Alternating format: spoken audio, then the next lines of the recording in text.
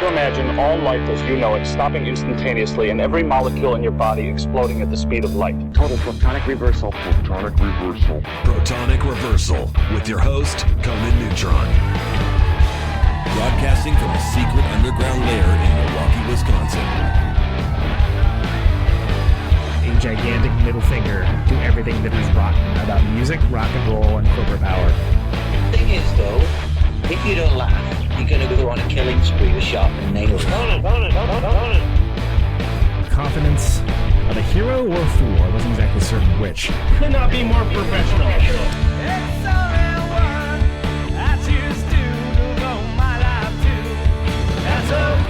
It means something. It means something.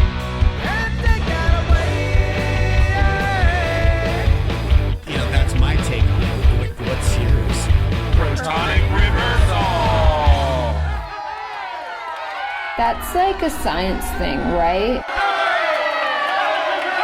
Indeed. It is a science thing. It is a science place. It is a scientific fact that we are all up in your face. It is time for the one, the only Protonic Reversal. Welcome to it. Welcome to it.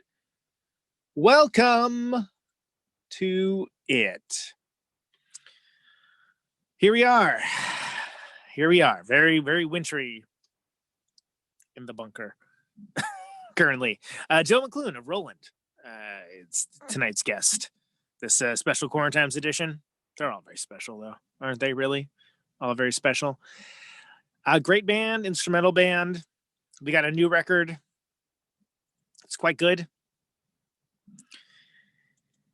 And in a strange series of events for people that actually listen and pay attention to the live show, or maybe even listening right now.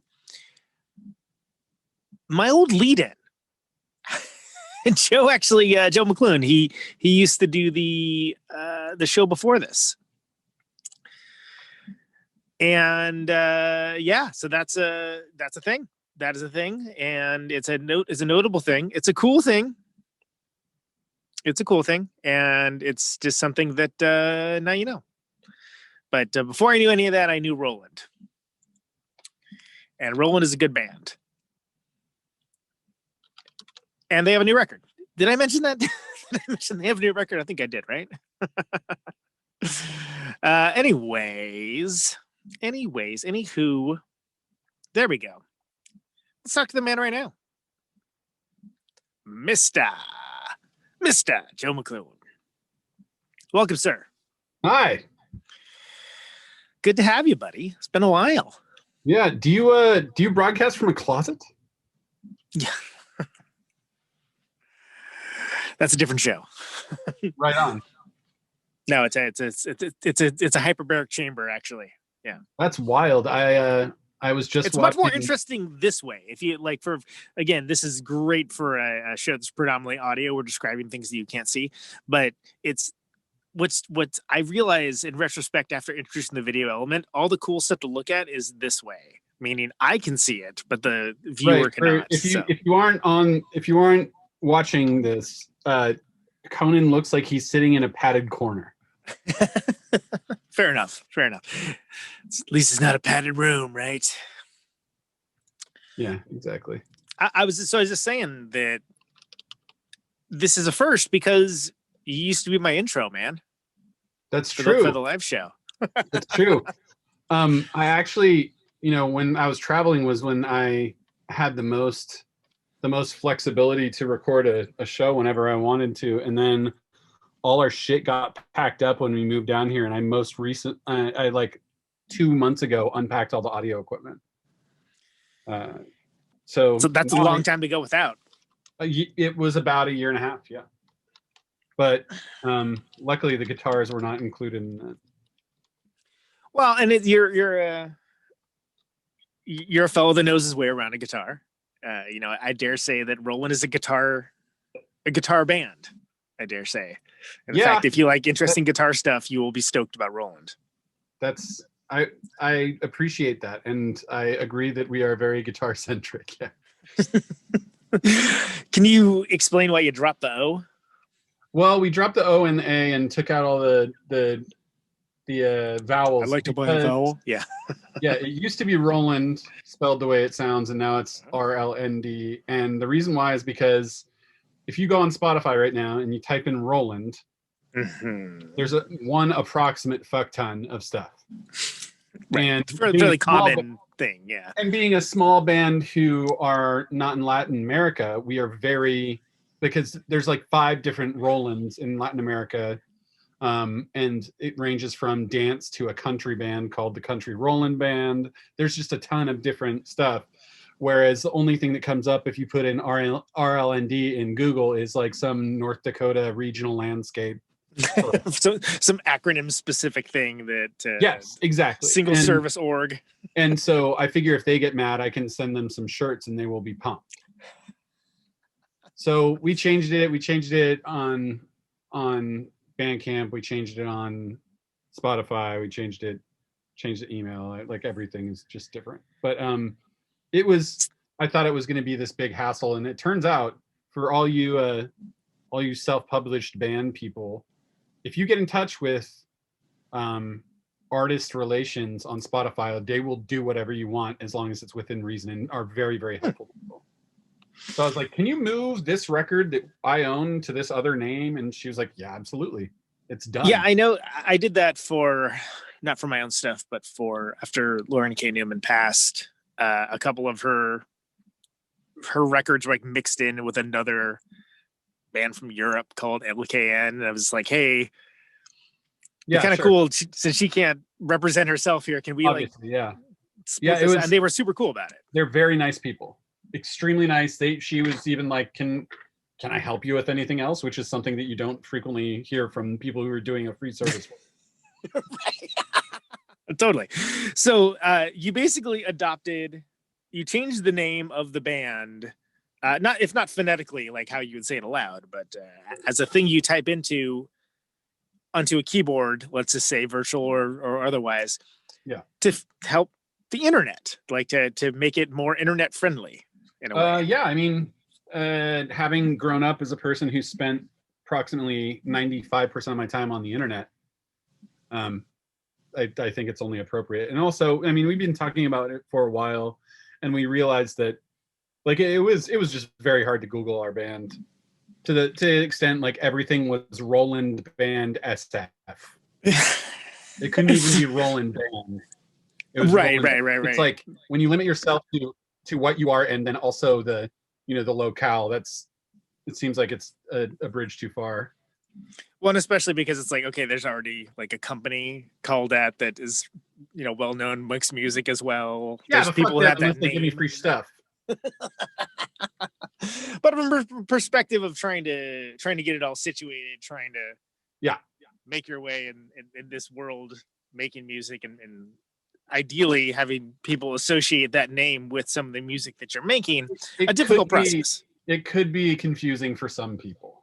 And I mean, it has even been confusing for some people in the past. And luckily we are not popular enough to confuse very many people. you can just concentrate on the music for confusing the people, right? Exactly.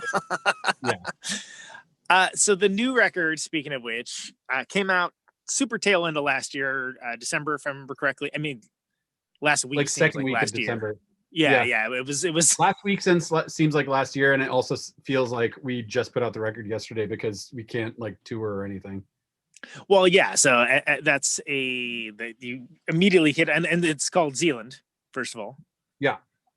And you can get the record and vinyl for it. Mostly, I guess probably the best place to go is on the Bandcamp, the rlnd.bandcamp.com. Okay, just to get that out of the way. I'll say it again later on. But yeah, making a record during quarantine times. It is the color scheme is gorgeous. It's beautiful. It is splattery vinyl too, which is always a key selling point. Looking forward to picking up a copy. I'm probably gonna do that on Bandcamp Friday. It's not a bad time to do it. But the releasing a record in a time where basically it's impossible to do a release show for it, let alone do like a tour or anything for it. Yeah. Can you speak a little bit about that? Because it's not like you guys are putting out stuff every week. I mean, let's see, the between Enter the Ronald and Zealand, it's 5 years. Does that sound Yeah, right? it was 5 years. I mean, there's a lot of mitigating factors as to why, why all those things happened, which I can go into if you want to. But, I mean, the other thing is that we do have the people who are in the band now. I mean, part of this is that, half the band quit. So, Right. Having a ton of material still, like I suspect will actually be a lot faster than that for the next one. And the people involved are a lot more motivated because when you get new people in the band, they want to make their mark on the band, and so they're especially motivated currently. And it's actually kind of a nice kick in the pants to have some people who are just ultra pumped. Not that other people, not that the previous guys weren't ultra pumped, but it's just like when people are making like a very distinct effort to be like, let's make stuff. It's a huge motivator, especially because this band's been around like 7-8 years. It's been a long time, and we've only put out a couple records. And I'm sure you do as well, but I've got just like this fucking voice notes list of 250 riffs that that I wake up. Right. You got a major backlog, and you're not going to be able to necessarily get them all out in a band arrangement. Time, sometimes it's what I'm saying is there's a lot of material to go through. So it's not like we're at any shortage of inspiration or anything like that. But in terms of what you were talking about before, with regard to quarantine times record release, man, it sucks. And one thing that's awesome is I'm sure you've heard of Tsunami Bomb in Berkeley. Yeah. So Tsunami Bomb, one of the guys from Tsunami Bomb, his name is Andy Pohl. He started a record label called Sell the Heart. And turns out some people who we had toured with previously, a band called Tulpa Luna, who is made up of members of a band called Kata, and which is one of the members of a band from early in the 21st century called Goodbye Blue Monday. Oh yeah, I remember those guys. Yeah, right. So their rhythm guitarist is a guy named Demetrius Antunia, and he's in both those other previous bands. So he goes, "Hey, when's that new record coming out?" And I was like, "Well, I don't know. We're looking for someone to put it out." He said, "Talk to Andy." And Andy's been incredibly helpful. I know that he would like us to be a lot more active on social media. Right. But that I've been a little bit dealing with baby aggro for the last 6 weeks. So, this is all just personal stuff that gets in the way of doing what we'd all rather be doing all the time, which is spending time with our family and making art. But sometimes work gets in the way. It does. It's very pesky that way. You have to make choices between the other things. But I suspect we've put out 2 videos. For the first 2 singles. The first one was pretty standard video of quarantine time. Just a bunch of all 4 of us did shoots in our house. They all sent them to me. Socially distant video production kind of situation. Yeah, you're seeing a lot of right now. But the second one was a guy named Tsunami, who's Kenji from our drummer's other band, Ontogeny. And he was like, "Hey, I want to make a video." And I was like, "All right, cool." And he said, "Send me footage of you guys playing." So we did that. And it turns out he sent this like absolute LSD fever dream of a video. Yeah, it's pretty wild. It's insane. It's insane. And the thing is, we gave him no thematic content. We were just like, make a thing. And he goes, "Yeah, well, okay." And he came back with this like amazing, like cartoonish, weird meme video. Well, and it's something where a lot of times when you have an instrumental band, I think it can kind of lend itself to maybe crazier ideas or like interpretations of the music that wouldn't be lyrically driven or like constrained in some other way with someone singing some stuff. That's absolutely true. And on that note, I mean, I think that's probably the second record is, I think, probably the last instrumental record we make. Interesting. Okay, so can you speak a little bit to that? Because as far as I know, as far as I have known Roland, which has been for a very long time, it's always been an instrumental band, but that hasn't necessarily been like the raison d'etre either. It's just sort of been like, this is the delivery system for what we're doing right now. I'd say that's pretty true. And also, a couple of us in the band wanted to put vocals on this last one, but the rules in the band were, and always have been, if one person doesn't like it, we don't do it. And including riffs, including, a show, anything. Like it's incredibly, I mean, is that democratic? That doesn't, I guess that's it's like an absolutist democracy. Yeah, kind of. So, in any case, I brought up the idea of vocals, and one of the other guys was pretty into it, and the two other guys were a little bit more iffy. And when it came to time to record, like they definitely signed off on the idea of doing some sparse vocals, like something like High on Fire or Elder, where it's basically a verse here and then a chorus there, but it's not really. Right.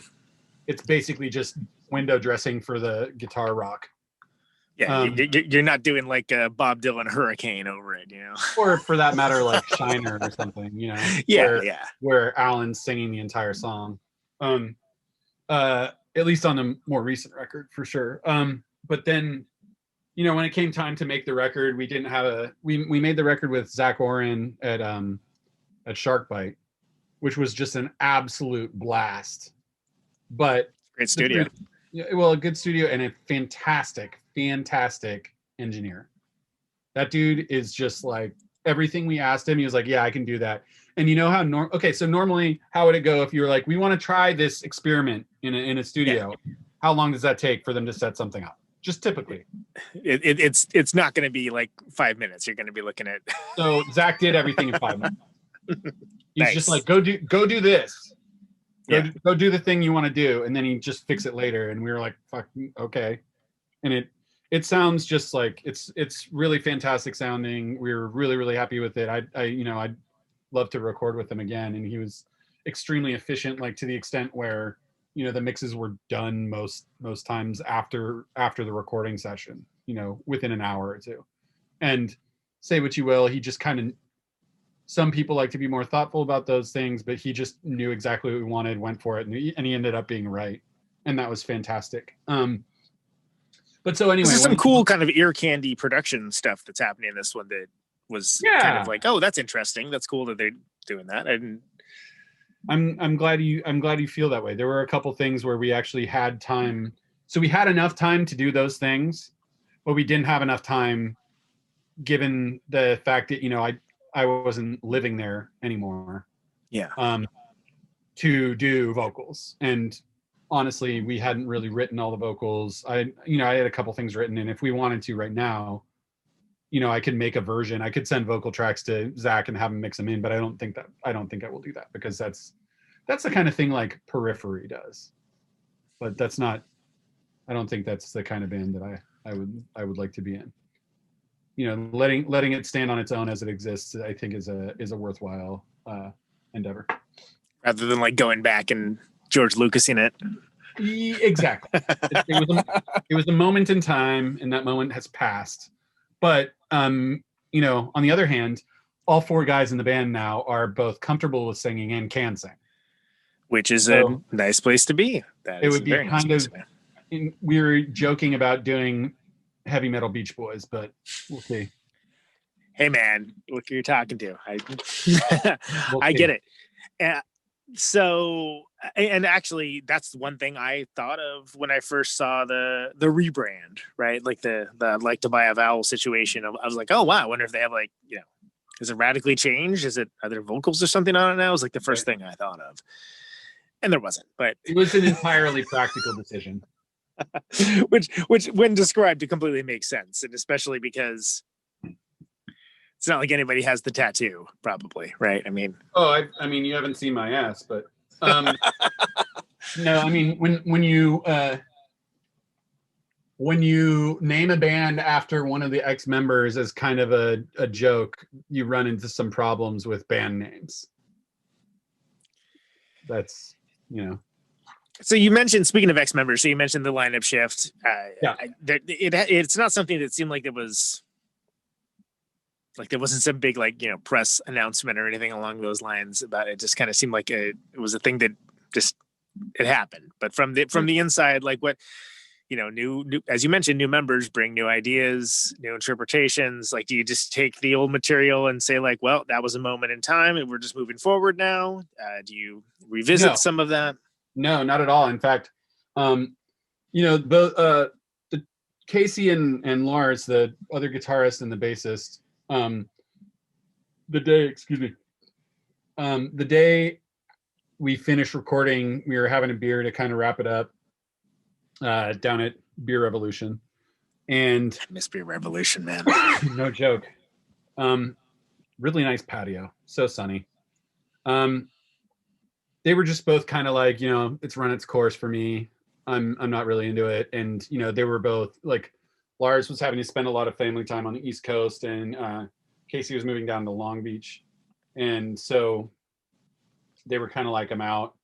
Meanwhile, I had already moved to Portland. So Keith and I were kind of like, I guess that's it. We'll figure out what to do with it. And that was a year before it was released.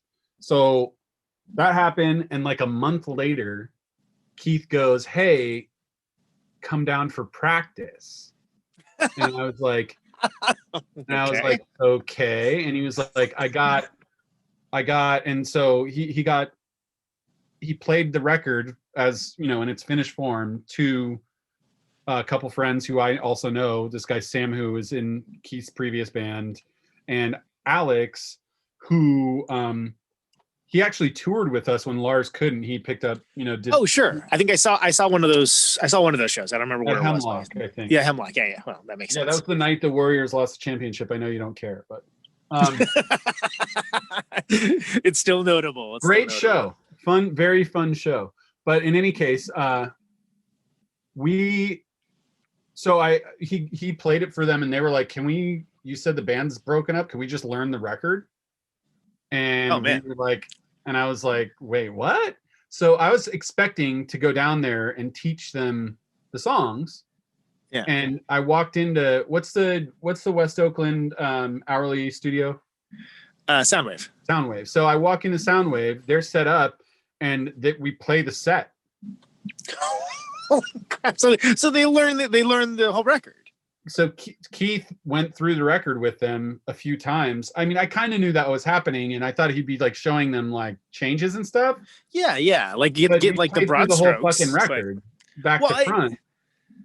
And for any listeners to the show that haven't heard Roland play before, this isn't like a 4/4 Ramones band. I mean, this is like there's a lot to these songs that you kind of want to get your pocket protector out and chart it down the whiteboard, maybe at the bare minimum. Well, and to their to the credit of those guys, they just busted their asses to learn them over like 6 weeks.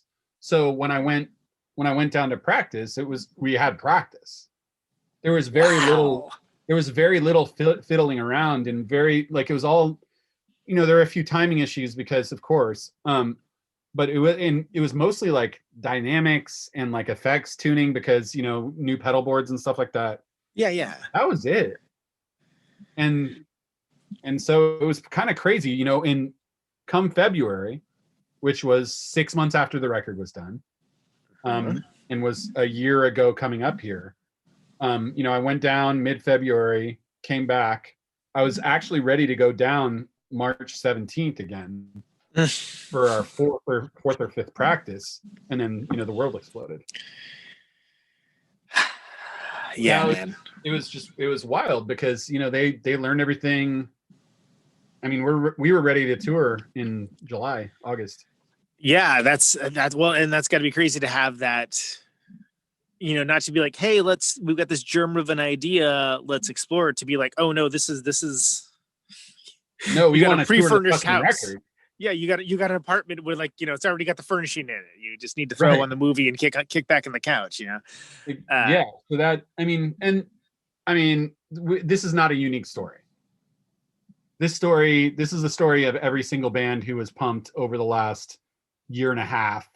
Yeah. There's a ton of bands that put out their record in like a year ago October, a year ago September, that were waiting for the summer to tour because who the fuck wants to tour in the winter? When the pandemic hit, we got through 2 dates a coast to coast tour before we're like, you know what, we need to cancel all of these. Yeah, and it sucks, but it's also like obviously the right thing to do.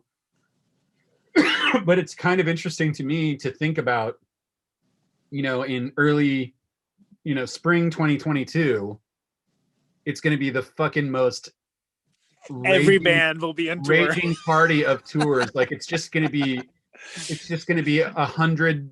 It's going to be 500 just like caravan right tours around the country. People licking each other's faces.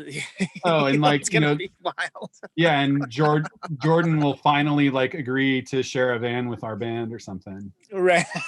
The hell will freeze over. Dogs and cats living together. Well, yeah, sure, guys. We've been trying to get that guy to tour with us for like 5 years. I don't know. I'm calling you out, Jordan. It's easy. He's he has his way that he likes to do things, and I know. Obviously, it works. Obviously, it works, and obviously, it's the right way. And I would never discourage him from doing that. We actually, when Lars couldn't tour, part of the problem was that Keith was going on a different tour with a different band that didn't match up. And so it was either we were going to have to tour without Keith, or either we were going to have to tour without Lars. And all credit to Lars, fantastic bassist. Bass parts are a lot easier than Keith drumming. Yeah, if you're going to have somebody sub, it's easier to sub on bass than it is. It is easier, and also there's crazy like super technical. Although I did ask Jordan if he wanted to try and fill in for Keith. Sure. He was like, let me listen through the record, and then he was like, I need more time than we have. Yeah. And I totally understand that, because Keith is a unique musician in this world. So Roland gets his second life. Yeah. With the new lineup. You have a new record, you got everything locked and loaded, ready to go, and then something or other happens outside the world that affects everybody. Yeah. You don't have the experience of being able to, play a bunch of shows with this new lineup and get that, show telepathy that happens, right. that kind of thing. And then you also don't have the experience of being strangers in a room either. So you're kind of in this weird middle area where you're everyone's comfortable with each other, but right. You don't have. I've known both of those guys for coming on 5-6 years already. So right. We and to the extent, I mean, Sam was the only guy, the new bassist, like that guy, like he's like a jazz virtuoso. So he was just like, he didn't, it's like there's a chart in his head. So right, like in the thought balloon, it's like a musical chart. Yeah, and I mean Alex, he was filling in on bass because he could, not because he's a bassist. He's he's in like a power metal band, so he can clearly do it. But it's there was none of that. Like, can these guys do the thing? In fact, we'll do the thing better than anyone thought it would be, and then so I mean we're just having this kind of, we've been sending riffs back and forth for 10 months over text, and it's like, at some point things will be safe enough for us to have practice, so I'll go back down, but it won't be safe enough to play a show. So because there's going to be that middle ground. But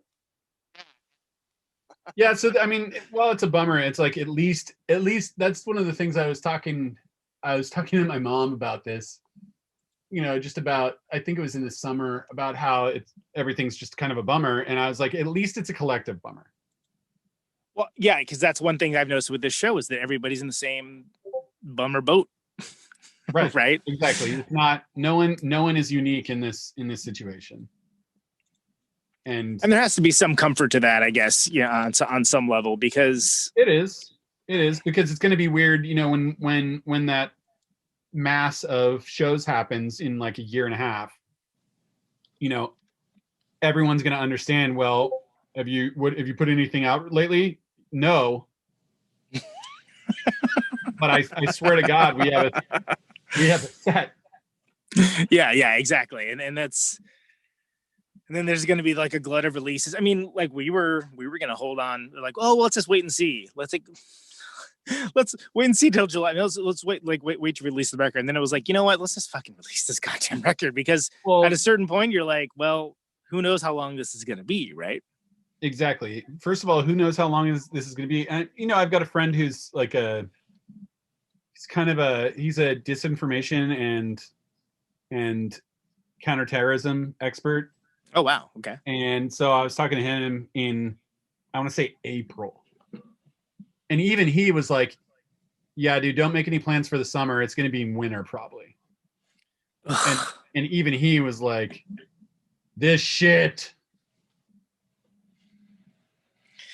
Well, I'd like to think that wouldn't be that case, but then look at the fact that there's not even an agreed upon set of facts. Like, people just are completely incapable of we're acting in adult fashion. Yeah. You're definitely getting there. But it's like, when people's like the freedom to like, go to Applebee's and like lick all the plates, is more important than continued operation, like not be able to connect the dots, like that.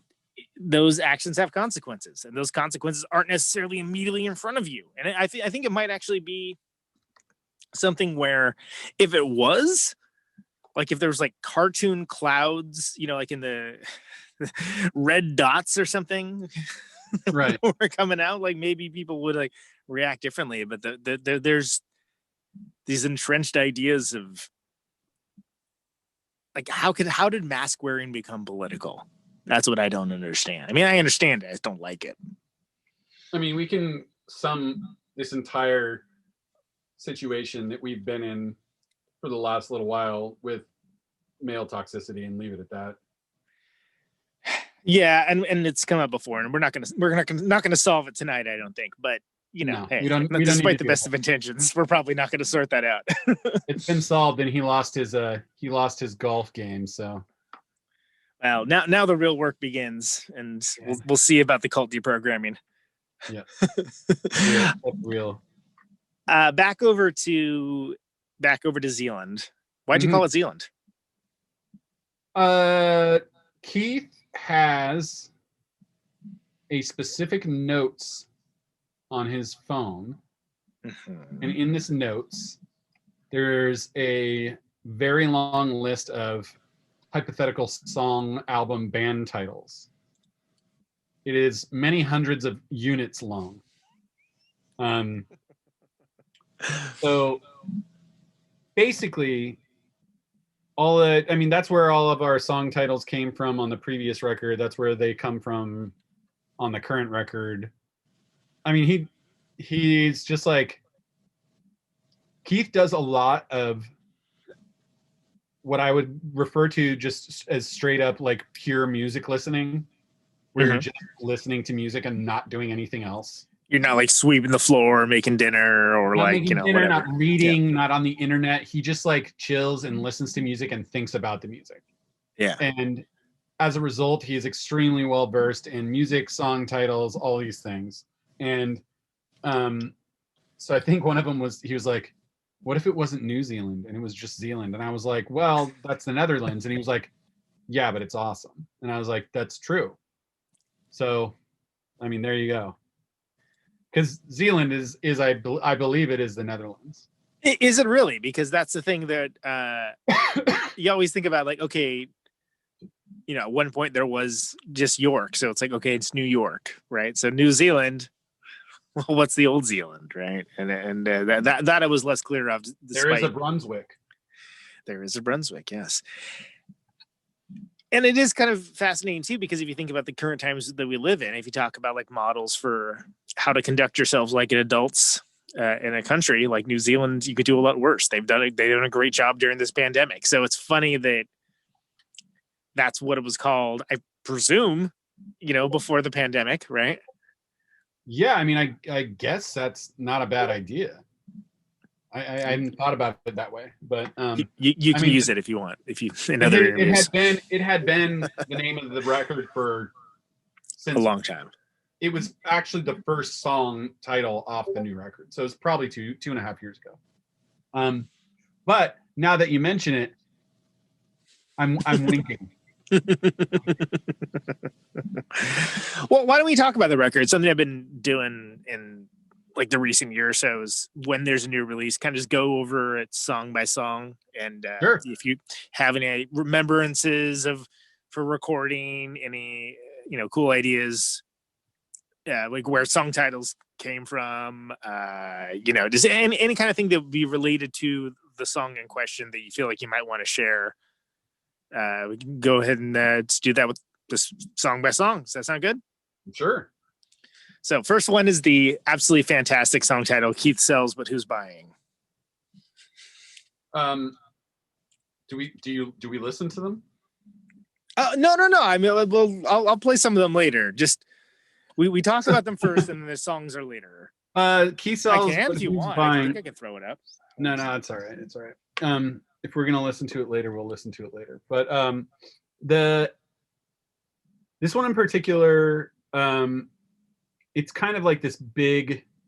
It's like kind of like a big riff at the start. I mean, most of our songs are not necessarily. Here's this monster riff, and then just ride that for a while, which a lot of great bands are, but that's not typically what our band does. Our band is typically, at least on the first record, I would classify most of the first record as, I don't know if this is a commonly used term, but for some reason in my circle of people it is, which is I would classify the first record as almost entirely riff stacking. Which I can see that. Yeah. Which in mathy circles and in especially like proggy which are both I feel like appropriate terms for Roland. Like a lot of bands won't necessarily be spazzy, but they'll go from riff to riff without necessarily much of a songwriting thought. And it's just like, oh, I have this other cool riff. Okay, next cool riff. And it kind of just is like a little bit jankily put together into like, chunks. And so things will turn on a dime. And instead of being awesome, sometimes it's distracting. So for this record, what we agreed to do was, and if you listen to the first record, there's a lot of that. There's a couple songs on the first record that are pretty solidly, they're written, I would say. But I think there's 7 or 8 songs on the first record. Like 6 of them are. They're just fucking riffs. And we're like, does it go? It kind of goes. Do it. And I think there was 1 effect pedal on the first whole record. On this one, what we said we were going to do is half as fast, tune down to C, and step on a whole shit ton of pedals, and it's going to be psychedelic. I feel like we accomplished those things. I don't know. It's hard for the records take so long to make because Casey was in school, Lars was working on building the fucking theater at Apple, I was in school and also traveling. Keith was in 3 other bands. Like the records take so long that it's very difficult to have like a very accurate analytical picture. And not that that's necessarily important, but it's true. You might call me a D-bag for even thinking it's important, but that's okay because I'm kind of a D-bag. Either way.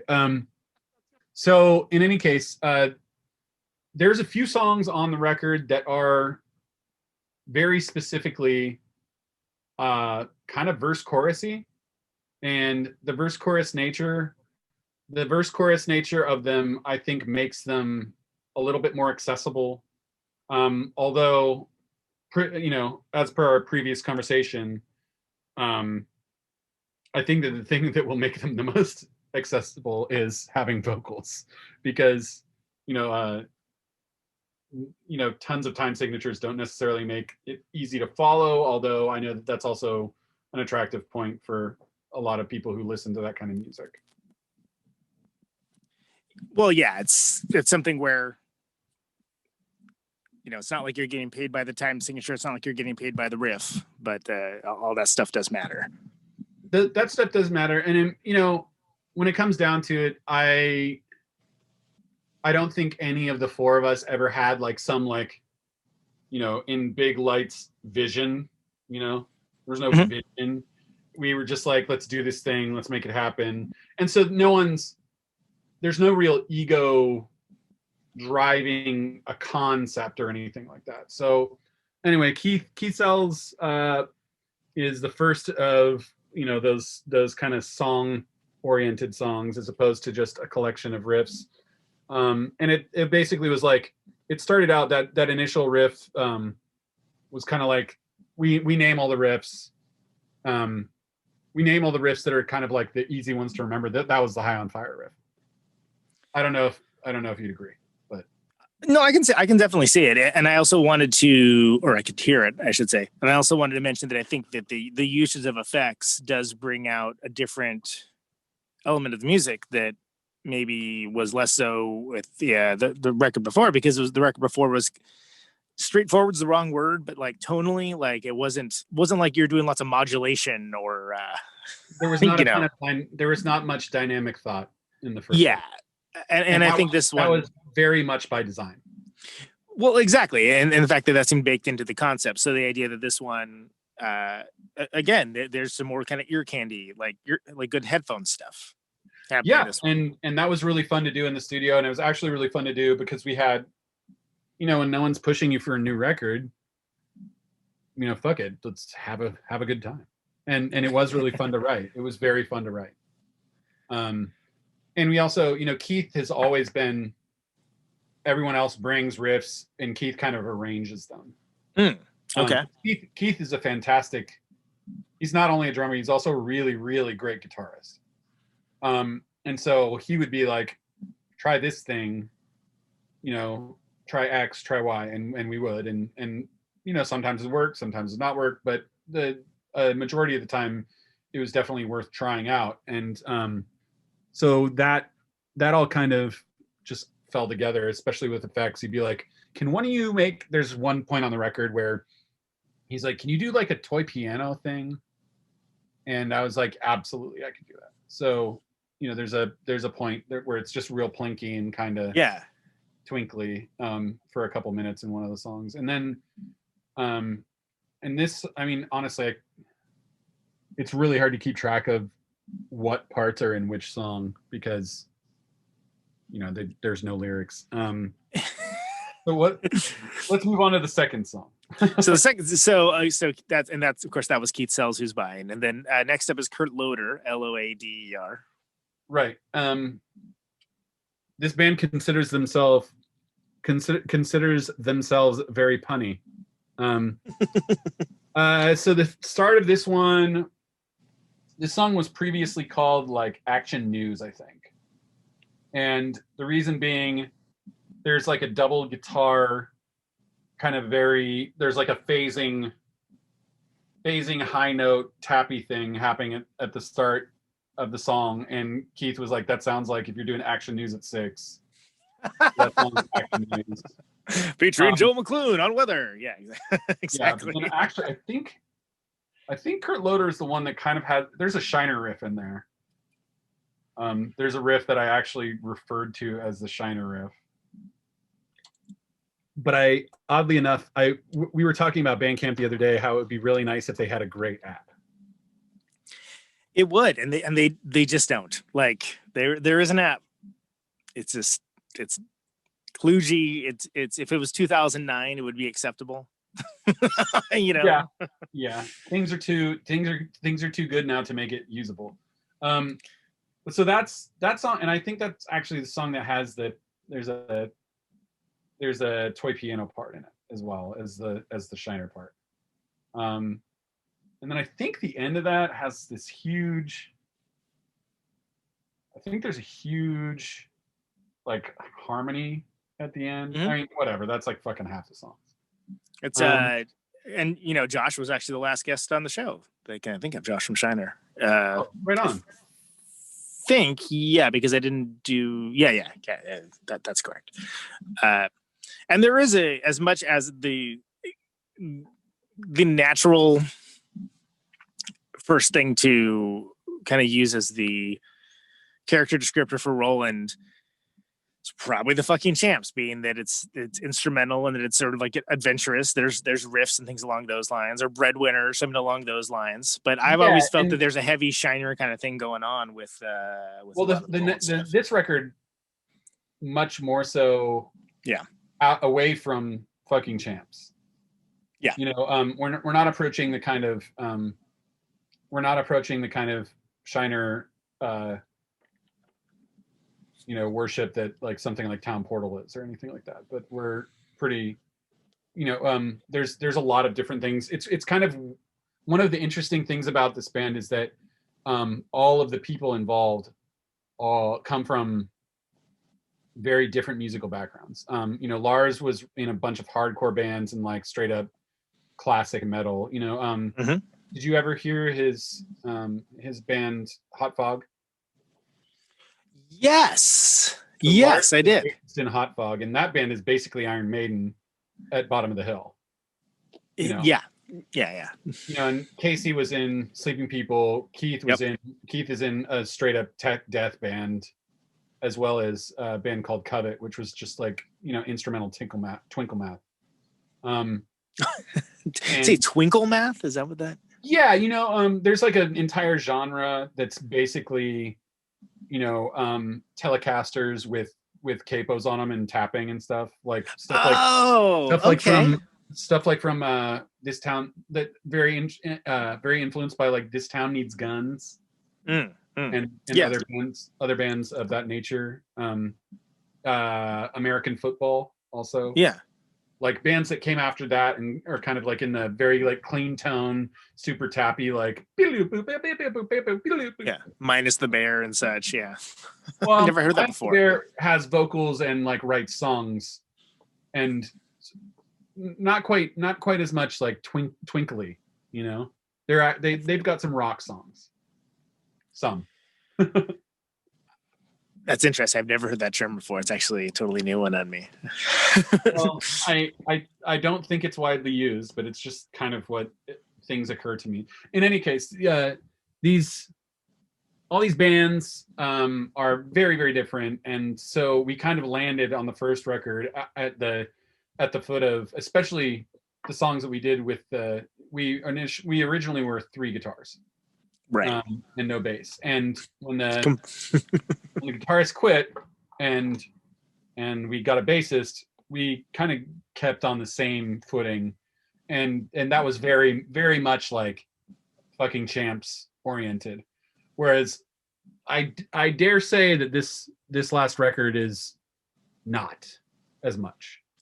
But the original record, it really was just like constant palm muting and a whole lot of like triumphant harmonies and stuff like that.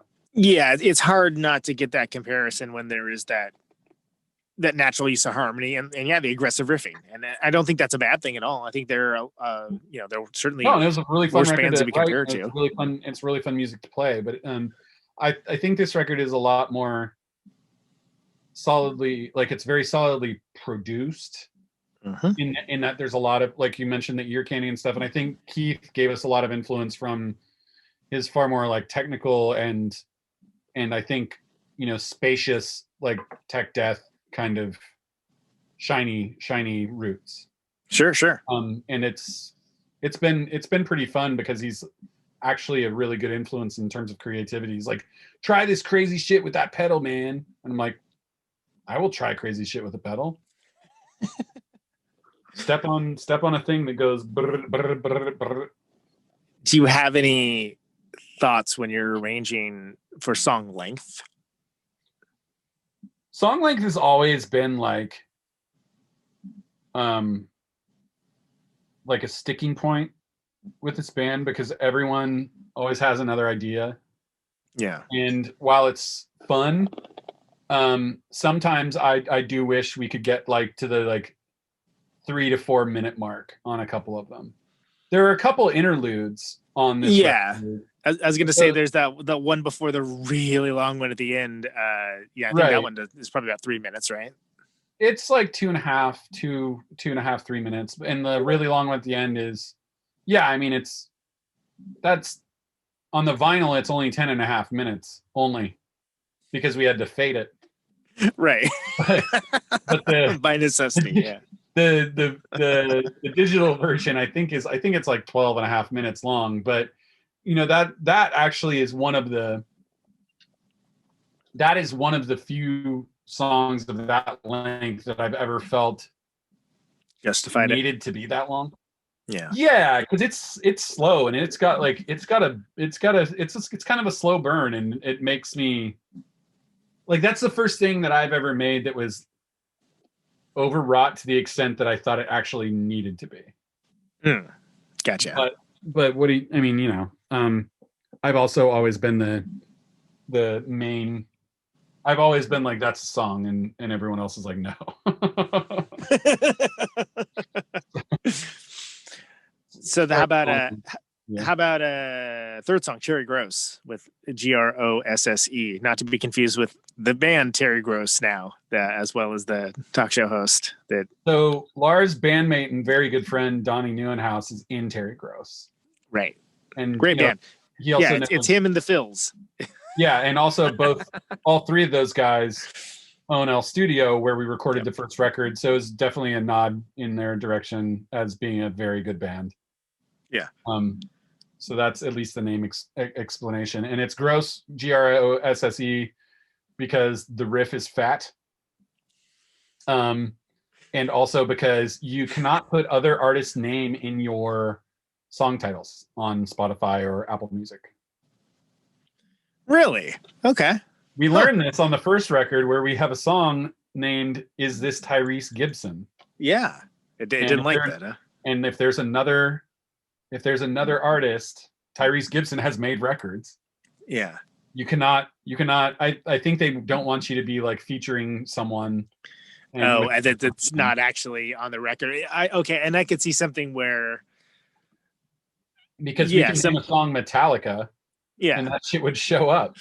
Yeah, exactly. Metallica new single is the name of the song. Yeah. Somebody types in Metallica new single. This is a good idea. That's a song title. Metallica new single. Although, who's looking for Metallica's new single though? I don't know. Maybe I'm being dismissive, but like millions of people. Yeah, the answer is almost everyone but you, asshole.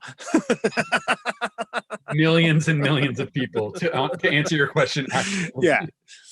And if it's halfway decent, they might stick around for the rest of it too. That's the thing that's so screwed up about that, is that potentially could work. It's right. That's the world we live in. Yes, it's true. So that song started from, we had a song that sat between the two records and we didn't know what to do with it. And the end of it, we chopped off and made the start of Terry Gross. Oh, okay, cool. Yeah, and that's the second longest song on the album. It's about 8 minutes, if I remember correctly. God. Yeah, I mean, these songs are fucking long. Well, but they don't seem long, because it's the kind of thing like I would characterize it, not that you sound like it, but like Jesus songs. Jesus songs are long as hell, but they establish mood too, and that's kind of the effort of the newer record, is kind of more soundscapey. Yeah. And so that one started out that way, and then how does it go? It goes and then it kind of, that one kind of stays heavy. I think there's one where I think the End of Zealand is End of Zealand. Shit, I'm blanking on the end of the songs. But one of the ends of the song, I think it might be Terry Gross, is just absolutely, there's no way to learn it except for counting constantly. And is that like a, I mean, is that a concern normally? Like, of just like, obviously it helps when everybody changes at the same time, It's literal notes that we have to hit. Like there's no wiggle room, or it just sounds like you're hitting it at the wrong time. Yeah. Which I know because I have. No, it's one of those where Keith was like, let's do this experiment. We did the experiment. It ends up sounding awesome if you stick it, but if you don't stick it, it's a disaster. But if you do stick it, you're counting the whole time. It's just Gotcha. like, yeah, that's one of those. That's probably the most technically demanding track on the record. Well, and arrangement-wise, it almost kind of, not that the sound is exactly the same, it almost kind of seems like it would be something from the first record or something, just sort of the kind of stuff. Yeah, a little bit more, and that's kind of the bridge song. Yeah, and that's why, that was a song that the start of that song was the end of the song that we used to play at a bunch of shows, but never got put on record. Like that was supposed to be the first one on the new record, but it sounded as a whole too much like the old record, and we were going to toss it or put it on like we were talking to, what was that band called? There was a band from Chicago, Space Blood, another like super spazzy kind of hella-ish band. We were talking to them for a while about making a split, but then they broke up, and that was possibly going to be on the split. And first songs are always kind of weird too, because especially if you're kind of known for one thing on one record and the first song kind of sounds like that, there's always people that like, get 30 seconds in, like, oh yeah, I know what this is going to sound like. They kind of immediately have those preconceived expectations. Yeah. And I mean, this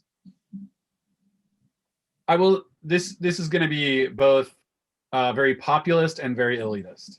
On one hand, if you're good at something, you might as well do it.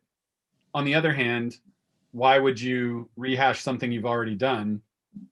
Unless, and this is the populist part, unless people really like it and it happens to make you a living. Yeah. And I think that's fair. In which case, I mean, if you were lucky enough to make a living playing stuff you really like, you might as well keep doing it. And there's always the question of like, should I stick to my artistic guns or should I give people what they want? But this isn't this is not to pretend that that's a question I have to wrestle with it. I think we have a grand total of like 150 followers on Bandcamp or something. Yeah, but I mean, it's also like you're operating an idiom where you have to make sure that you're happy. That's true. And that's something that I think people sometimes give short shrift to. Yeah, that's accurate. I mean, sometimes it's the raison d'etre too, and that's also okay. It's fine. That's not the correct way to do it or not. But again, if you're in a situation where I can crank out, another record sounds just like the other one, and that's a thing that people will want to buy and listen to and whatever. Okay, well, that could be fulfilling for you, maybe, but it's at a certain point it becomes a little ridiculous. There's examples I could cite. I'm not gonna, but I mean, we all know. What I will say is that we've all been there, but for most people, it doesn't actually fucking matter. Exactly. And that's the larger point too, also, is not everybody thinks this hard about this kind of thing. They're just like, hey, that song's good, or that's cool. That sounds like an AC/DC song, right on. and to their credit, they seem like they're having a fucking great time. And they also this last year put out their best record in a very, very long time, and it actually is pretty interesting. Even though it's very much like, it's an AC/DC record, On the other hand, I'll take your word for it. Yeah. I heard the single because it was on my Facebook feed, and I trust it. Yeah. It sounds like what you think. There's no ska happening, there's no wild divergent shifts. There's no new metal. Yeah, there's no rapper that comes in like the breakdown. Well, now I'm just disappointed. Yeah. Where's the turntablist? This is bullshit. So then, Public Chefs is the one after that, which I just, for the first 5 times I listened to the record, I read it as Pubic Chefs. So you're welcome. I don't know why I thought you guys would call something Pubic Chefs, but I was like, oh, Public. All right. a different take. Yeah, that can be the B-side single version. Right. That can be the version with vocals. You can put Okay. vocals on it, and just as long as you write to that theme. Yeah. Anyway, That- Public Chefs.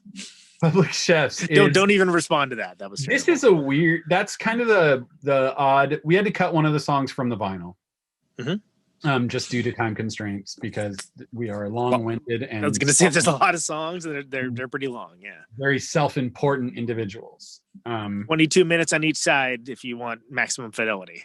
And so, yeah, I think we came in at like 21:45 on each, and I had that like the entirety of the of choosing songs for each side of the record was me doing math and seeing what would fit into what spot, and then I was like, okay, Keith, because Keith was the only one in the band at that point. Yeah, I was like, Keith, we can fit 6 songs. Which one are we taking off? And this is the one that got taken off. It's Public Chefs. And it's this was the hardest. The start of this one is it's almost like we were in a gent band or like Dillinger or something. It's a little bit spazzy, and it took everyone a long time to learn to play it. That riff has existed for years. For the first record, almost every song started out as a Reason file, and with it's basically all synths, especially the stuff with harmonies, because I was just trying to figure them out, work out the musical ideas so you're not Yeah. starting with a blank canvas. And so this was one of those, and it turned out to be really fucking hard to play. So that's kind of Public Chefs, just another name from Keith's song name list. And it's kind of the weirdest of all of the songs, and it doesn't really fit with any of the other ones. Like all the rest of them kind of fit like this mood, this theme, and It almost like fits the album art, right? It's a little okay. like it's a soundscape and to a certain degree. I mean, not that you're making soundscape music, but considering the criteria of the songs and like the way it all fits together, like it's part of a larger motif. It feels like a unit. Yeah. Yeah. This song was not particularly that way. When we gave Tsunami the song and he was like, this is the one I want to do, I was like, yeah, do it. And he was like, so Public Chefs, do you mean Martha Stewart? And he was going to put a bunch of Martha Stewart in the video, and I think she might be still hidden in there somewhere. But it was more about obfuscated. Yeah, I think that's more. I think it refers more to, if you watch the video, we kind of changed it into like thematically,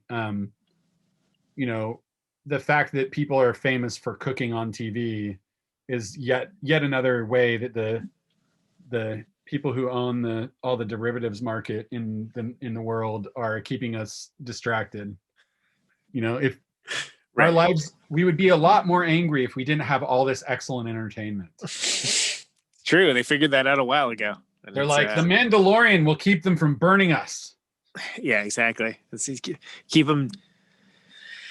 all that outrage directed towards plot decisions rather than yeah, I mean, who are the biggest corporate overlords? Who are the biggest villains in like the last 3 years? It's like David Benioff and D.B. Weiss. Yeah, well, and for good reason. They yeah, but you're falling for it, man. Well, if you make that like your thing that you're upset about, it's I mean, I was disappointed, but I was disappointed in such a way that I was like, I'm not going to rant about this. I can't believe it's like when you have like a sports team that has like an unbelievable winning streak, and they just freaking blow it completely and when they get into the series. And they trade everyone, and there's pictures of them at strip clubs the night before and stuff. Yeah, and I'm like, what do you like? Yeah, it's a perfect example of cocaine decisions gone wrong. It's like, all right, good job, guys, well done. Yeah. So the point was, what were we saying? What's the next one? Title track, Zealand. Zealand. So that was, I think that this is another one that came from like previous Reason file, and then turned into, harmony ballad. There's an end section that's kind of very Tool, like kind of loopy. Yeah, it's got that feel. Yeah. Like a loopy riff that doesn't have a start or an end. And then it turns into like a pretty ultra heavy kind of palm muty thing, which is but the middle of that, and I think this is the one that has the crazy end that you have to count. Is that right? Yes. Yeah. So this is probably the most challenging one to play. And it was the first song that we wrote for this record. There were a lot of these we just like kind of gut the middle and put something new in. And this was one of those. It used to go in a completely different direction before it, because this is one of the songs that we've written recently that actually resolves, comes back to itself. It actually has a thematic, arc. And, previously it was like, it went like beginning of arc, then like, how when you have a waveform on a pedal and it's the random one, it goes like that. Like that was the whole entire center section of the song, and then it finished the arc, and we were like, that's not how it goes. Excuse me. So we had to gut that one and change it into something new, and I think the results are favorable. Oh, do you ever have like a riff that you start off with and you build everything around that riff, and then you find at the end, hey, that doesn't really fit the original riff that kind of came into play? Have you had that situation? Yeah, and that's actually what happened with Terry Gross, where we plugged in that old riff on the front. We didn't like the way it started, so we were like, well, we have these other parts we really like and are bummed to throw away from an old song, and then we kind of doctored them to fit at the start of that one. So yes, the answer to that, TLDR, yes. Because it's still a good riff, even though it didn't fit the song, right? So it's like, okay, you can use that for something else. Right on. There you go. Yeah, I mean, disposing of a riff and never using it again is kind of like the opposite of all dogs go to heaven. The other thing is that, was there ever any thought with the record title and the song being Zealand? It's also sort of like, okay, it's like the land of zeal, like zeal, enthusiasm. Like, was that ever any thought given to that or no? I don't think so, and I think it was ruined by the fact that I knew what Zealand was, because it just means Sealand. Yeah. In Dutch. Or some other pseudo art. Dutch people aren't Scandinavian, are they? I don't think that counts. It's like proto-Scandinavian. Yeah, I'm not actually sure, and I'm not trying to be culturally insensitive. I just don't know. Yeah, I feel like that there's. I feel like I got to be real careful with what I say. I feel like I'm gonna get messages either way, but I feel like that there's a distinction. To be sure, I don't know the distinction, and I would like to know. Yeah, write us and tell us. But I mean, I would imagine one of the reasons why they call New Zealand is because it's like, well, surrounded by the sea. Like it's this like basically beautiful small place. I don't know, but I'm and yet New Zealand is definitely bigger than where they came from, which is funny. But if you look at it in terms of between that and Australia, like the size of California. Yeah, it's pretty. I mean, it's pretty big. I don't know the exact like landmass or anything off the top of my head. Australia is definitely larger than the United States, right? Oh yeah. It's way bigger. Yeah, just the Outback's bigger than the U.S. I mean, it's a big place. But yeah, it's interesting. They would be like, "Oh, Sealand," because there's water around it. Because we came here by boat. Right on. The new one. It's the new one. It's the new one. Yeah, we don't want to be confused with the old one. Yeah, exactly. We must not confuse people. Basilica gel, that's the stuff that comes in the little packets, right? The packing material. So yet another pun from Keith's Keith's notes of title. Yeah. And that one, this was just like a jam that we did. And we were like, actually, that's a pretty cool interlude. And it makes a nice bridge from song to song for tuning, because there's like some atmospheric that leads up to it. And then it's just like, I think it's like 12 measures total. Like, it's not a long song. It's just slow measures. And it's also easy and lets you hear if anything's out of tune, and you can fix it real fast. So it's a functional song as well. It is a functional song, but it actually is a pretty nicely, I felt like it turned into like a pretty cool, just like heavy interlude. And most interludes are not particularly, like, it's one riff, right? Yeah. One riff for 90 seconds with some atmospheric at the front and the back. And sometimes you have a fun riff and you don't want to put anything else with it, which a lot of people do not do. And I've always wanted to have a heavy interlude instead of just an atmospheric interlude. So there you go. Yeah, I guess that's a good point. If it's usually when people think interludes, they like, oh, here's where we do our soundscape thing, like where's well, we used to play this we can drone out. Yeah, exactly. We used to play this thing, and it's like the opposite of Sonic Youth. Yeah. We used to play this thing that was like this weird, super off time. Have you ever heard the band Car Bomb? No, I'm not familiar. So they're like an insanely proggy death metal band. And I think, I might be wrong, but I think they're all like jazz guys. Okay. And they're super artsy and incredible musicians. Like, fucking, I have not heard a band that tight or good. And apparently they record everything live or some shit like that. It's just like, it's just kind of fuck off territory, they're just incredible. Sure. But so there's this weird thing that we used to do, and you've definitely heard of it because you took a video. It was when we played that show with the Mass at Eli's. Oh yeah. We used to play this thing that was an interlude, and it's just one riff 4 times, and then we're done. It was you probably were like, oh, that's a 45-second song. Yeah. And so, and I kind of, we've always enjoyed those little shorties, because the shorties they're just kind of a joke when you compare them with the longies. The 12-minute epic length.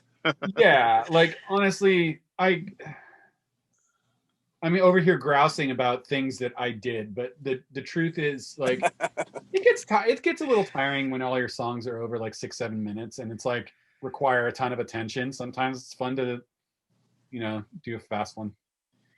Well, and then also when you're thinking about putting together a live set too, unless you're doing like Live at the Acropolis or something, you're gonna have to make some tough decisions about what you can and can't play. Exactly. So if like you're gonna play a 12-minute song, you can throw a 45-minute song in there, and then it's 2 songs. Yeah. It's helpful. And I mean, the thing is,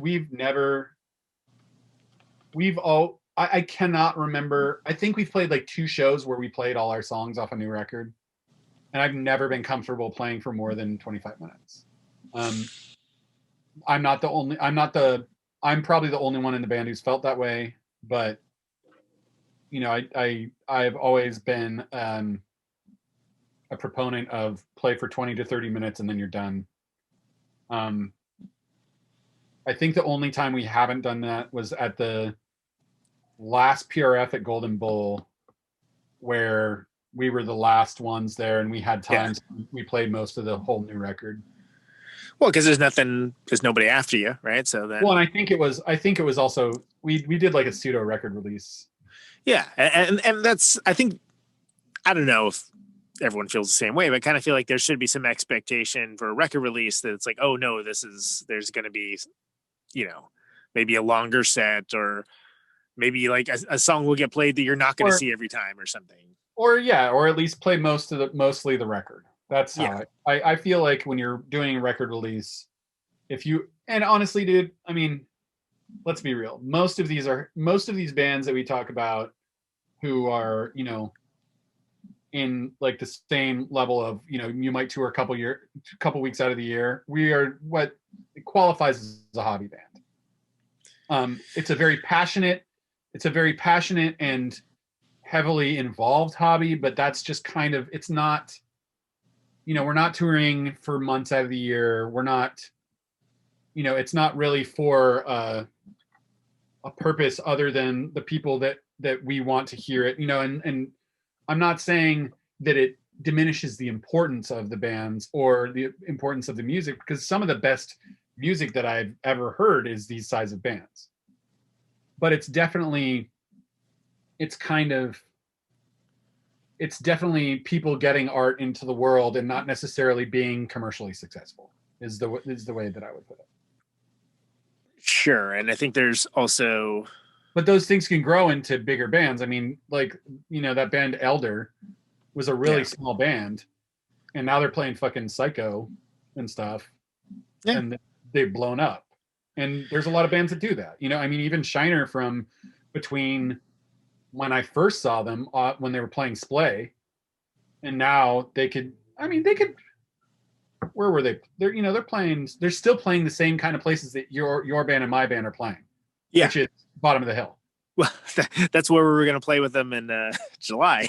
Which was like, these would be our makeup COVID dates with Shiner. That's going to be great. But so that size of band, which is not considerably larger than your band or even my band. Yeah. My band being the smallest of those bands, those are still similar ranges. Right. If you're looking at it, and if you're like 9 Inch Nails or something, like it's sort of like it's an ant, but it's like from a perspective of gradation, or even if you're like Jawbox. Yeah. Where they can sell out the Metro or the Fillmore. Yeah, exactly. Yeah.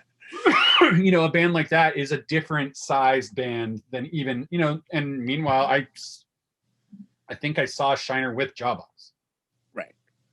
But in any, so these bands are still meanwhile, I saw Burning Airlines on their first tour at the Che Cafe.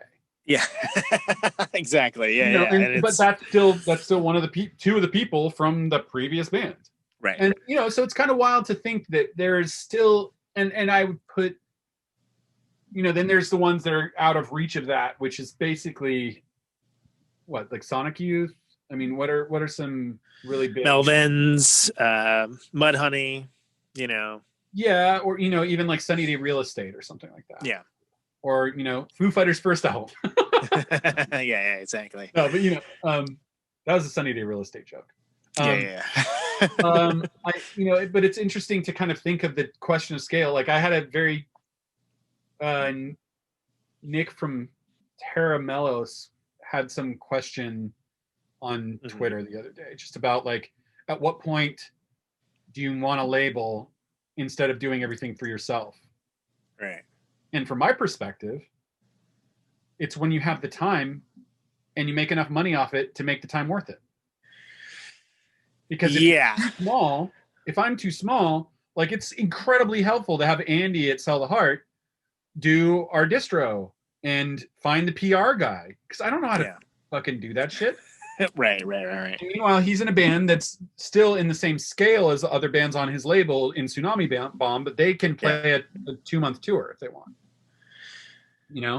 And so, but it's interesting because my answer to that question was so ambiguous to myself. Like I couldn't even make up a good answer to that question, because the answer really is, at what point it's a balance where it's worth paying yourself instead of someone else to do those tasks.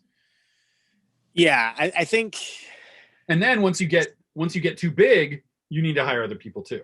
Right. Yeah. Because for me, I'm thinking about in terms of when the spinning plate act of doing all those things yourselves becomes the point that like plates are dropping and the band is being done a disservice because of that. Meaning that like, right. Orders aren't getting fulfilled because you're out on tour for too long, and things along those lines. Or because you're the only member who does the things. Well, yeah, if that was my metric. But yeah, like I think that's very important. But that is common. It is, because especially in this, where the world of DIY, you know, and the world that we live in, it's like you have to justify these decisions of like, what am I getting out of paying this money to a person to do a thing? And is that going to be any different than if I just did it myself? If I do it myself, will I even do it? You know, there's right. And so from my perspective, that's why, like, for instance, you want to pay someone probably for PR. Yeah. Because that shit is hard. Yeah. That's like, you know, I talked to John Hasty for a while about, you know, he's got an incredibly exhaustive list. Yeah. The control burn list. Yeah. Mm-hmm. Of outlets. And he's like, and he's super generous with his time. You know, John is just a very, very kind individual, super, super willing to share the things he's learned while doing things DIY, but he's also just incredibly fucking motivated. Yeah.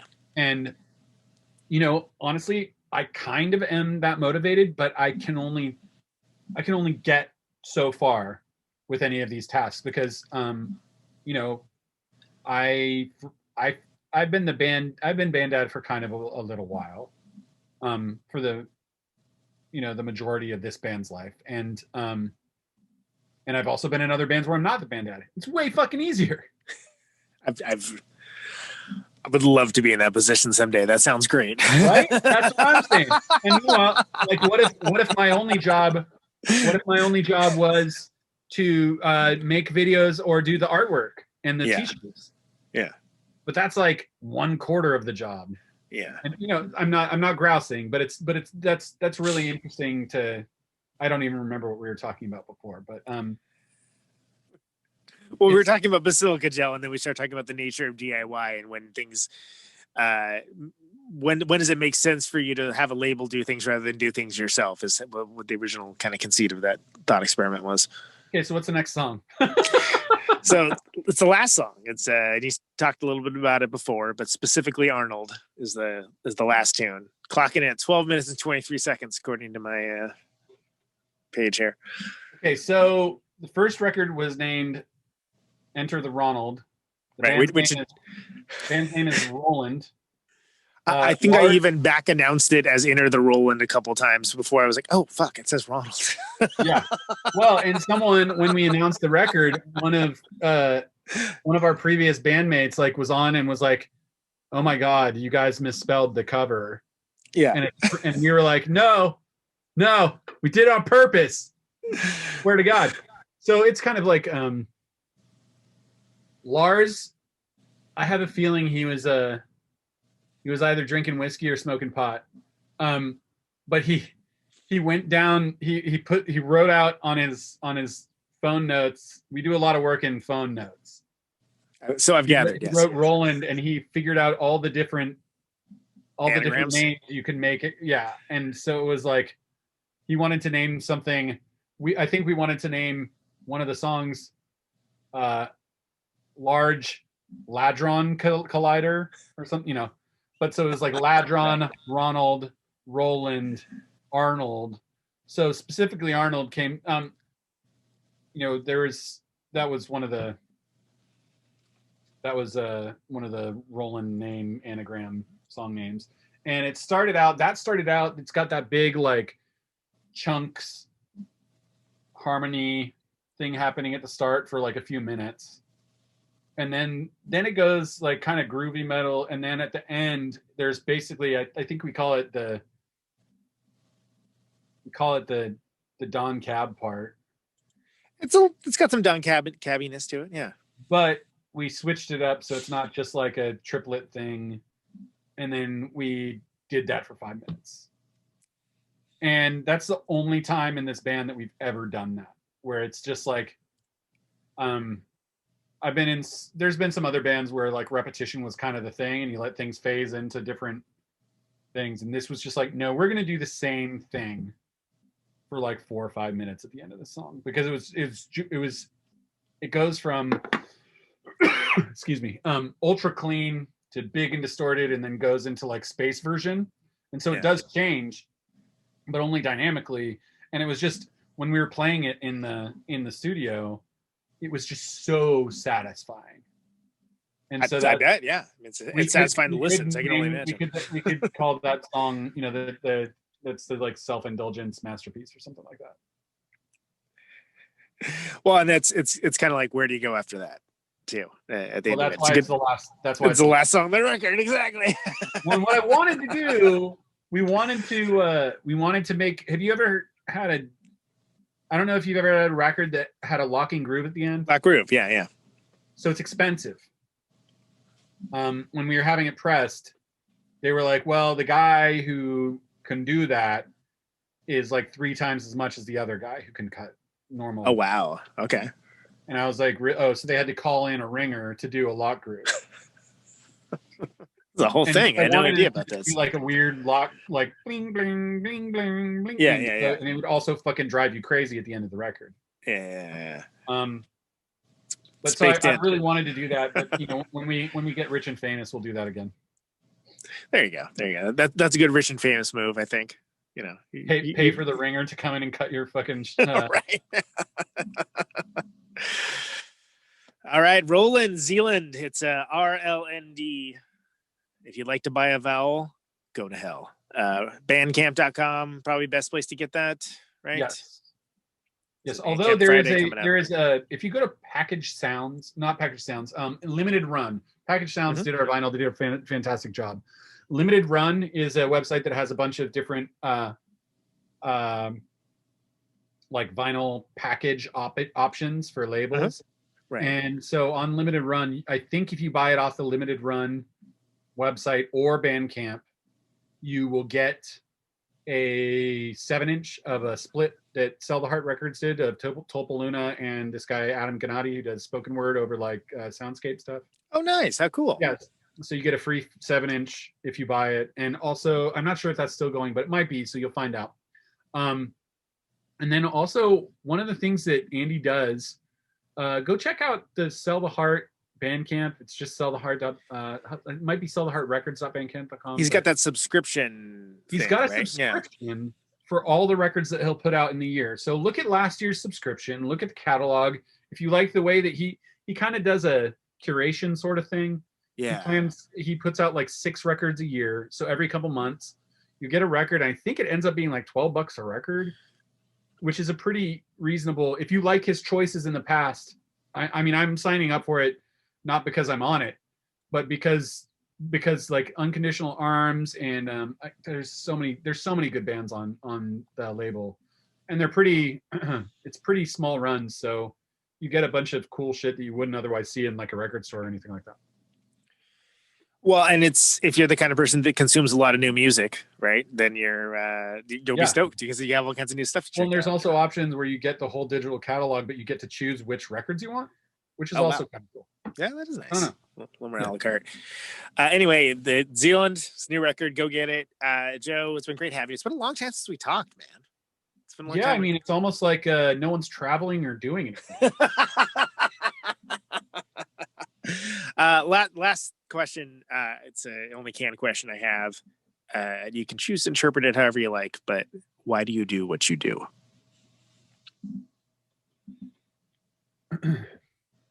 There's 2 answers for this. One is since I was a kid, since my dad put a guitar in my hands and was like, here's how you do a C chord. I've had tunes going on in my head, and I really like hearing them come to fruition as something more than just a thing I'm tapping on my desk. And being on stage, I will say this: I hate recording. It's like pulling teeth for me. I don't enjoy it. It's a hard process. It's a lot of detail that I really don't enjoy, and so finding a new engineer who was really helpful in Zach Warren was really incredible. I like band practice, but what I really love is being on stage with some big speakers being super loud and feeling the stage vibrate and getting to yell along to lyrics with my friends. It's just it's the pinnacle of anything that's not an interpersonal relationship. And even that is kind of an interpersonal relationship. It is. That's the best example, or that's the best answer I have for you. I just really love it, and I also really like guitars. And it shows. Right on. Joe Mcclune, thanks so much, man. Thanks for having me, Conan. Take care, brother.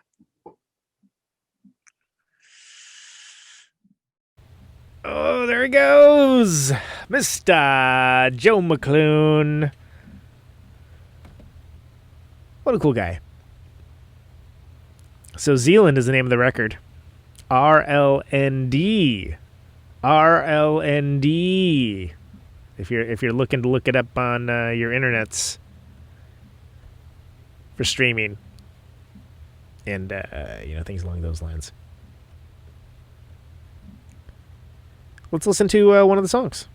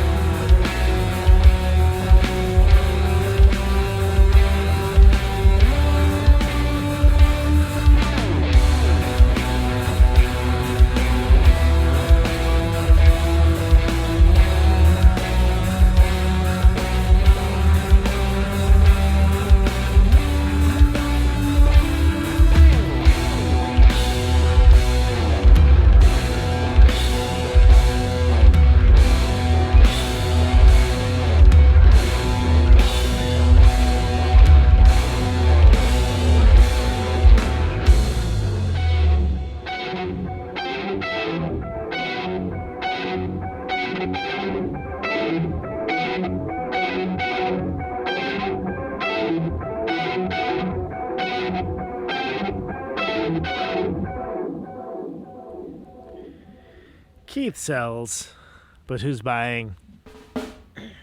That's Off Zealand by Roland. Now RLND. Is this thing on? Found that very informative. I was legitimately curious about the rebrand, and thought that was interesting. Can you hear me? Yes. Yes, indeed.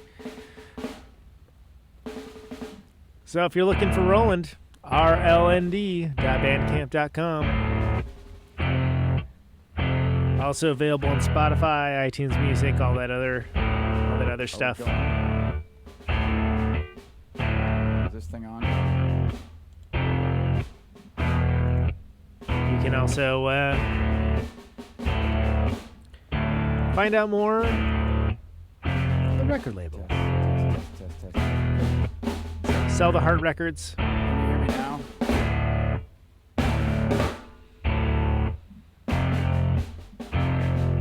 I'd like to thank Joe for being on the show. It's a good dude. He used to be my lead-in. We come to the close of our broadcast day. It's a good show. She was still doing it. Miss that guy. I've seen his band play too. This is my farewell transmission. The name of the show is Conan Neutron's Protonic Reversal. Thank you very much for listening to it. Signing off, Mr. and Mrs. America, and all the ships at sea. The show airs on Radio Note, Anyone within the sound of my voice. usually Thursdays, 8 Eastern, 7 Central, 6 Mountain, 5 Pacific. RadioNote.com, say yes to Note. I've got ProtonicReversal.com for the archives. 50,000 watts of power. Patreon.com/Protonic Reversal to get episodes Ionize the air. sooner. $1 a month will get you there. Oh yeah, feel free to subscribe to the show. This microphone turns sound into electricity. And thanks folks for sharing the show around. It's always appreciated. Can you hear me now? Out on Route 128. Stay safe dark out there. and lonely. I got my radio on. Can you hear me now? Can you hear me now?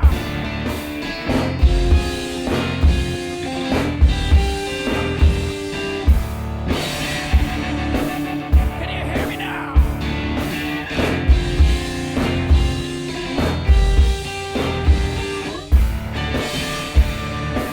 Can you hear me now? See the radio.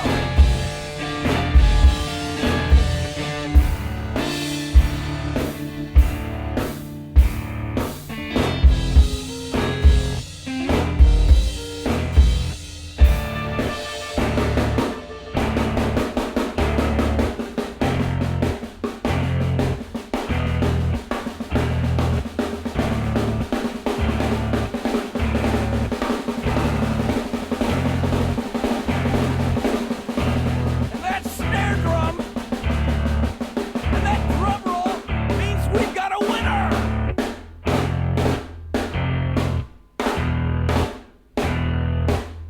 If you're the fifth caller, or any caller at all,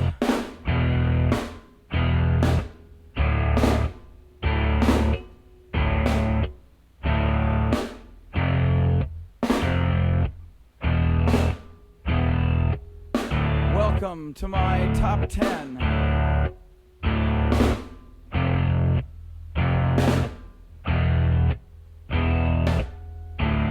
I'd like to thank our sponsor. But we haven't got a sponsor. Not if you were the last man on earth. She was prepared to prove it. This one goes out to a special girl.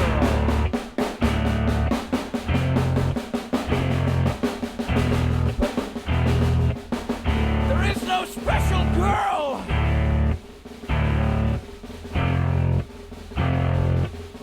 It's the end of radio.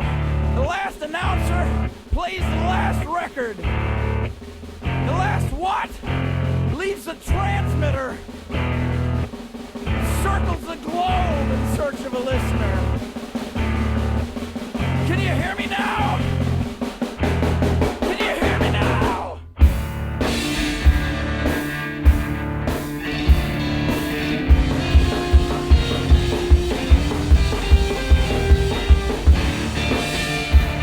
Can you hear me now?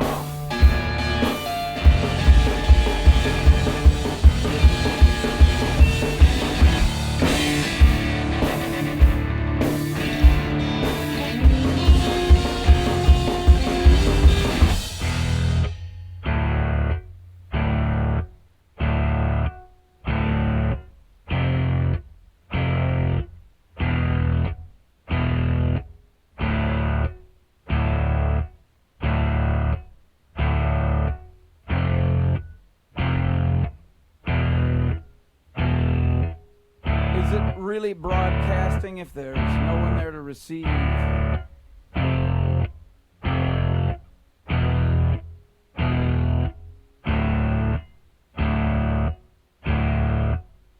the end of radio. As we come to the close of our broadcast day,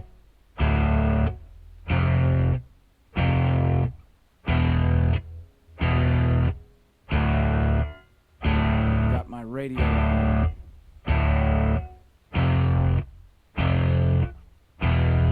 Can you hear me now? Can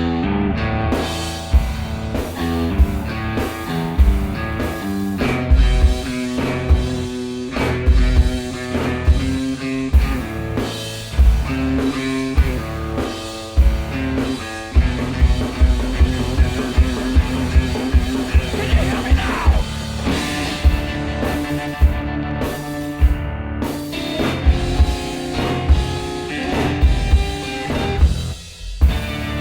you hear me now?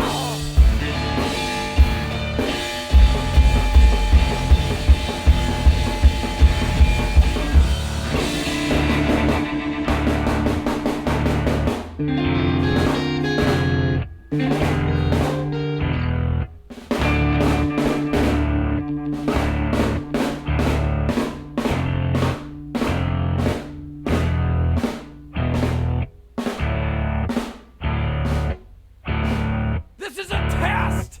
If this had been a real emergency, hey, hey! This is a real goddamn